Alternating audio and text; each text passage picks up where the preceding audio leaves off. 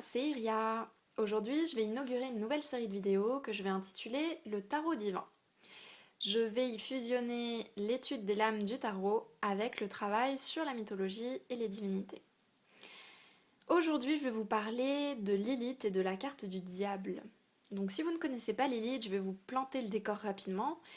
Lilith est une déesse du mysticisme juif.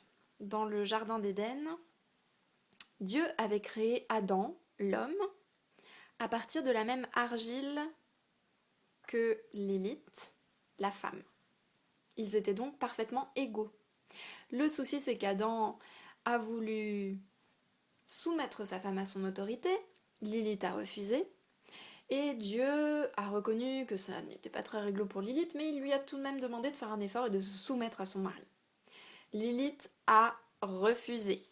Elle a pris ses clics et ses claques, elle est partie, et elle a été copieusement diabolisée, et aujourd'hui on la voit comme le diable au féminin. Adam est ensuite retourné chialer dans les bras de papa, lui a demandé de lui fabriquer cette fois-ci une femme qui serait docile, gentille, douce, et qui lui laverait ses slips sans broncher. Et donc Dieu a extrait de la côte d'Adam, l'a bien nommée Ève, et donc vous connaissez la suite de l'histoire. Cette histoire, elle est assez intéressante si on remet en perspective la carte du diable. Parce que, selon cette histoire, le diable c'est Lilith. Mais est-ce que vous n'avez pas de l'empathie pour Lilith quand vous voyez que finalement, elle n'essayait pas de nuire aux autres, elle essayait juste d'être elle-même et de refuser un dogme complètement stupide. Elle voulait qu'on respecte son pouvoir personnel, elle voulait qu'on respecte sa dignité humaine. Elle avait finalement une rébellion qui était assez juste.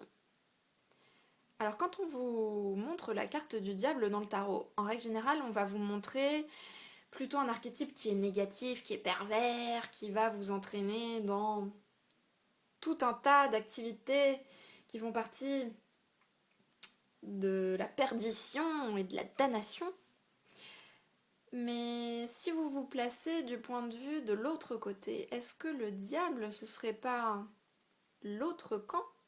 Celui qui a l'air bien sous tout rapport, celui qui essaye de se faire passer pour le camp vertueux et qui au final a la vraie attitude négative et perverse.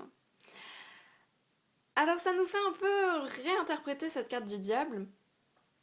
Il y a 3 tarots qui me marquent particulièrement dans cette thématique. Le tarot de la Renaissance, où moi je vois un homme d'église sur cette carte. Je vois une sorte de cardinal malhonnête, un prêtre rouge, qui utilise la religion pour son propre bénéfice. On le voit avec son gros sac d'argent, ascensionnant vers l'enfer et utilisant le serpent comme bouc émissaire. Parce que finalement le serpent, souvent on dit que c'est Lilith qui est apparue à Ève déguisée en serpent et qui lui a apporté la pomme de l'arbre de la connaissance. Mais est-ce que ça n'était pas un cadeau pour la faire sortir de son ignorance? Finalement, est-ce que celui qui avait de mauvaises intentions, c'était pas le soi-disant père qui voulait maintenir ses enfants dans l'ignorance la plus totale? Donc c'est assez intéressant de se dire que finalement le diable, ça pourrait être le pape, mais by night.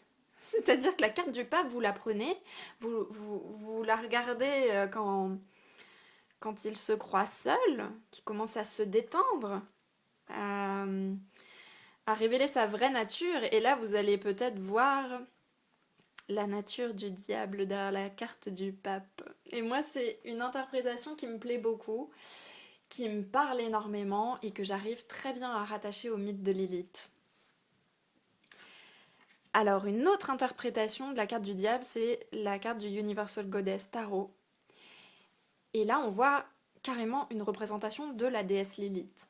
Alors c'est intéressant de voir que sur cette carte, on va avoir Lilith entourée de tout un tas de symboles très sombres, donc la lune sombre, la sexualité, les serpents, les chaînes, les griffes, et ce côté déesse qui ne se montre pas totalement, qui est pourtant nue, mais qui est tournée et dont on n'arrive pas vraiment à cerner les intentions. Alors on voit ici cet être instinctuel parce que ça représente la sexualité, ça représente les peurs, ça représente le sombre, les secrets.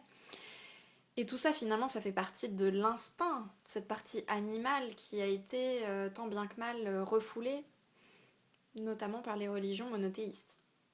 Et forcément Lilith représente tout ça. Que diable. Elle est la femme désirable. Parce que finalement, Adam voulait d'elle, mais c'est elle qui a décidé de partir.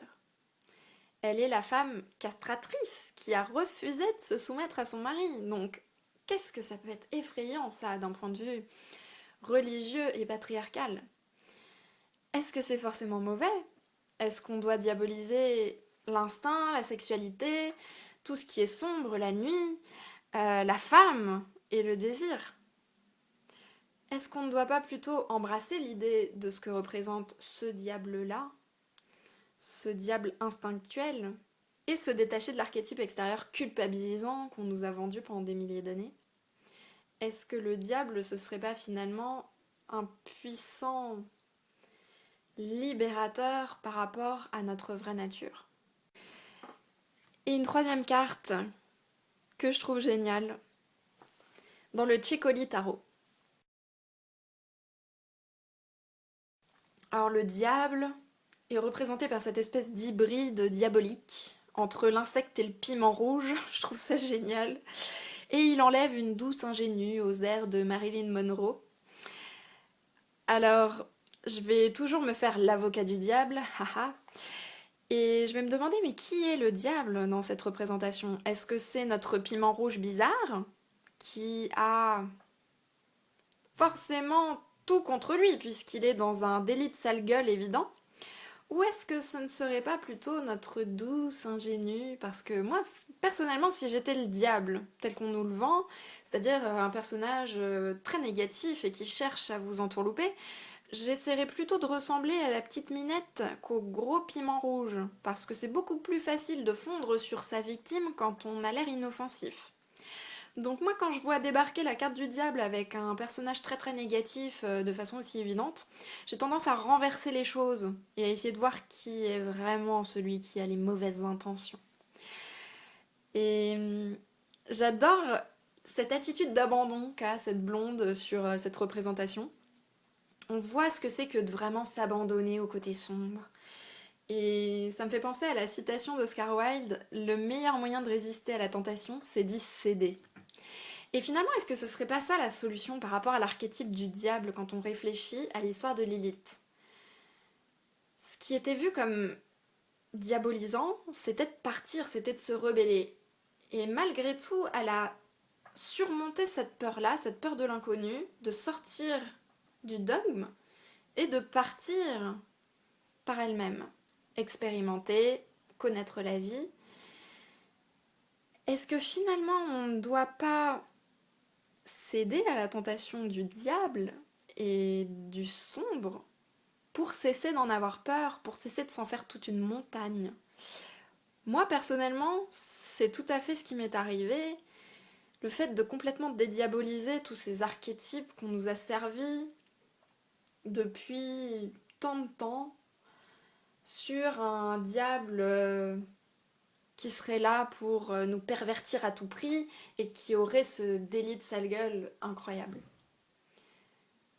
Est-ce que finalement c'est pas un puissant libérateur, un archétype qui est là pour nous faire reconnaître notre vraie nature, et également un archétype qui va pointer du doigt le vrai diable de l'histoire, celui qui est vraiment négatif et celui qui se fait passer pour le vertueux de l'histoire? Alors, j'espère que ça vous a fourni des interprétations un peu différentes de la carte du diable, que ça vous a aidé à la dédiaboliser, et que ça vous a aussi permis de réfléchir sur le lien entre la mythologie et les cartes du tarot.